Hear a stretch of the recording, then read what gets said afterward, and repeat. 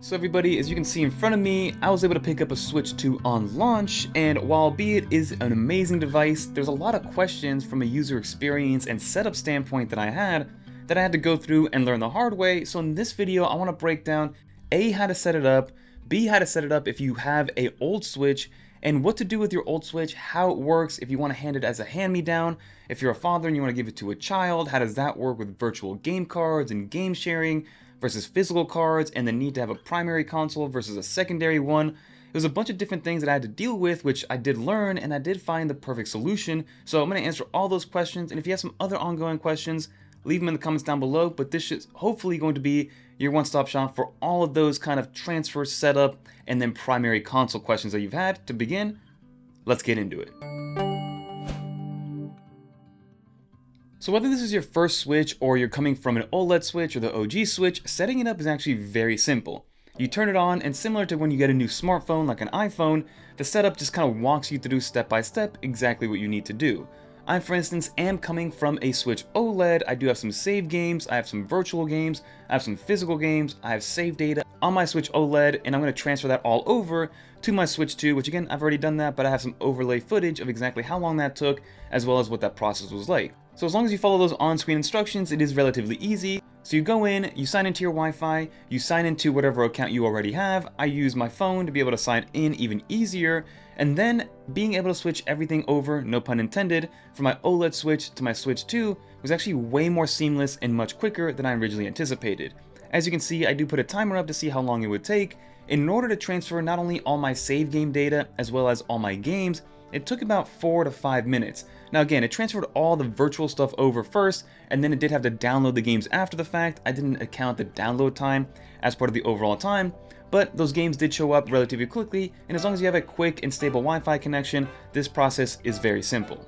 So once you transfer everything over, the new Switch 2 becomes your primary console, and again, I had to learn exactly what that initially meant and what that means for especially digital cartridges and digital games that you've downloaded, because again, if you don't have the physical game and you want to use it on another Switch, it does get a little bit iffy and a little bit tricky on how to do that because you technically own the game, and if you don't want to go out and buy a second game all over again to use on an old Switch, there is a little bit of a workaround, but that's what this video is for. So once you do pass this over to your Switch 2, what happens to your old Switch? Because again, I have a child, I want to give my Switch OLED to that child so they can play their games, albeit under parental controls and things like that, but I don't want to just throw this console away or sell it. But what happens to all the data that's on that Switch OLED? And more importantly, what happens to all the digital games that I've already spent money on that I didn't buy the physical copy when I did port them over to my Switch 2?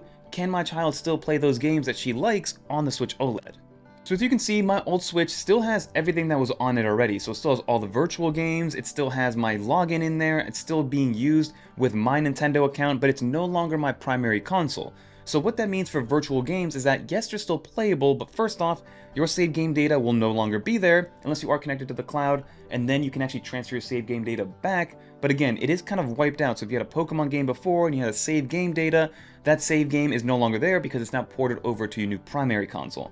But if you are on Wi-Fi and you are under your same account that owns those games, you can still technically play those games. So for instance, I have Mario Party Jamboree, I have Brilliant Diamond on there, I have a couple other games like Mario Kart. I can still play them as long as I'm on Wi-Fi connected, and as long as I am logged into my Nintendo account, I can play them as if they're normal games and still be able to get the full kind of experience of those games.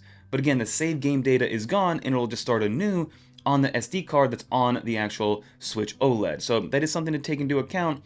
And again, if you are off of Wi-Fi, these virtual games will not work because again, it's tied to your account and you technically don't have the physical digital game. On the Switch OLED, you just kind of have a window into the games, and this is different from Game Share, which we'll touch on in a little bit, but you still can technically play the games as long as you're on Wi-Fi. But unfortunately, if you're using it on a road trip, those games will not work anymore if you do not have Wi-Fi enabled. The only way to play those digital games on the older Switch is if you make the old Switch your primary console again, where you no longer will need Wi-Fi because you have the digital copies of those games on there as your primary console.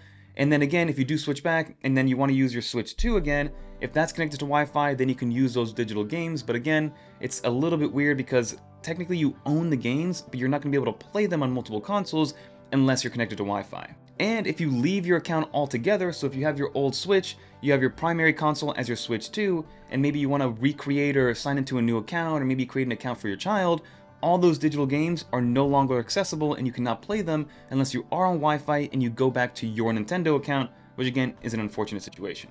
So now that we went over all of that, what happens to that OLED Switch? Because again, I personally bought that OLED Switch a little over a year ago, so it still works great, it's still in great condition, and I think that will last at least another 5 to 10 years easily. You have two options on how you are able to still hold on to your games and then be able to pass this down. Like I mentioned earlier, option 1 is to then go back and make the OLED Switch your primary console, so they're able to play it even offline. Again, it'll be on your Nintendo account, and that means that your Switch 2 will still be able to play your digital games, but you will need to be on Wi-Fi and connected to the internet in order to play those games, which again, is not something I want to do because I want the Switch 2 to be my primary console.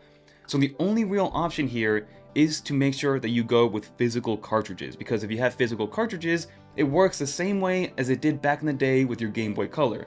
If you want to pull out your cartridge from your Switch 2, put it into the OLED Switch. Again, that should only work with Switch 1 games because Switch 2 games will not work on the OLED Switch. But still, if you have a Switch 1 game cartridge, a physical copy, you can play it on your Switch 2, take it out, and then put it in your OLED Switch, and then also play that.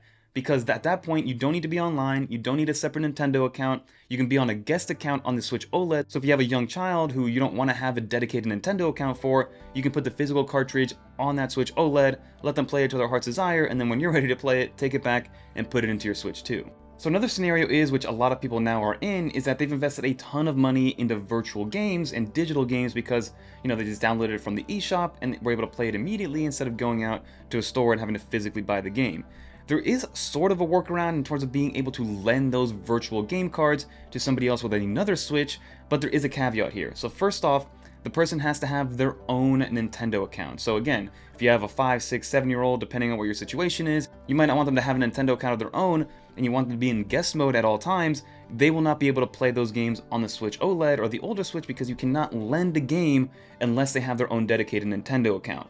Now, if they do, you can actually lend the game for 14 days, but it is only temporary. After that day 14, the game is removed from the lended console and it'll go back to the actual owner's console, which again, is kind of okay. You can still have your save game data, a little bit of a workaround, and maybe for a younger child who doesn't really care about save game data, that could be the case. But then again, they're going to have their own dedicated account, their own email, their own stuff on the internet, and that's something that not a lot of people want to do quite yet.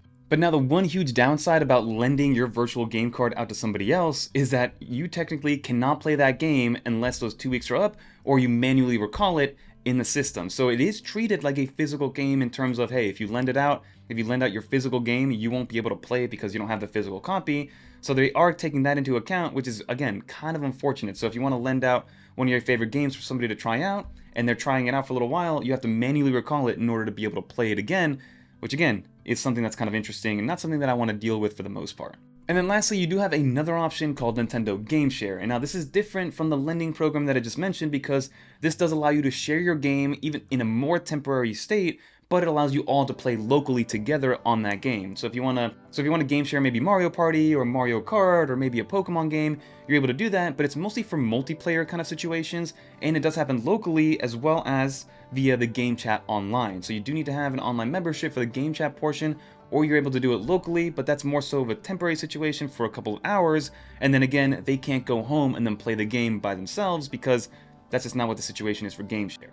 So again, to summarize, these are all questions that I personally had. As somebody who isn't super familiar with the whole Nintendo ecosystem, I kind of just pick up 1 or 2 games and end up playing those on my device, and I don't really get into the nitty-gritty of Nintendo and sharing and online multiplayer and things like that. So I did have a bunch of questions when it came to upgrading to my Switch 2, moving all my games, my save data, and I wanted to make sure that I still had all my Pokemon in my Brilliant Diamond, or I wanted to make sure that I was still in my Super Mario Wonder game without losing all that save game data. So moral of the story here is if you have an old Switch and you want to act it or give it as a hand-me-down to somebody else, but still hold on to those games, your only real solution is going to be to make sure that you have the physical games and the physical copies.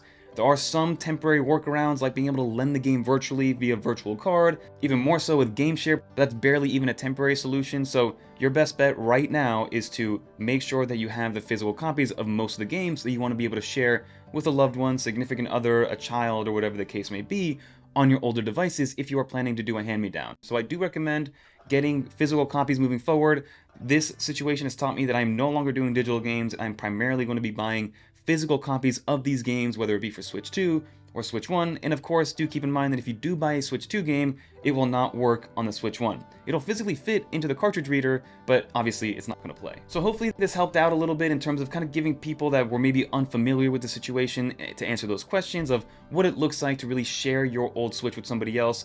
The whole key here for me was to make my Switch 2 my primary console so I could play it whenever, however I want, and for as long as I want, while still being able to give my child the Switch 1 on those off chances that I want to let her play for 10-15 minutes while she passes some time, because I know that she likes to play her Pokemon Let's Go Pikachu. I know she likes to play around a little bit in Mario Party as well. She doesn't really quite know what she's doing yet, but she kind of likes what's going on the screen. But that'll do it for this video. If you guys did make it to the end, leave a little dolphin. Leave some other questions about this situation down below if you guys want to find out more, and let me know if you guys were able to pick up a Switch 2, if you're excited for it, what your favorite game is so far, and what else you guys have in store for your Switch 2 experience. But that'll do it. If you want to watch more videos like this one, or how to use your iPhone as a webcam for your Switch 2, click on one of these videos right here. And until next time, I'm Fernando. Peace, everybody.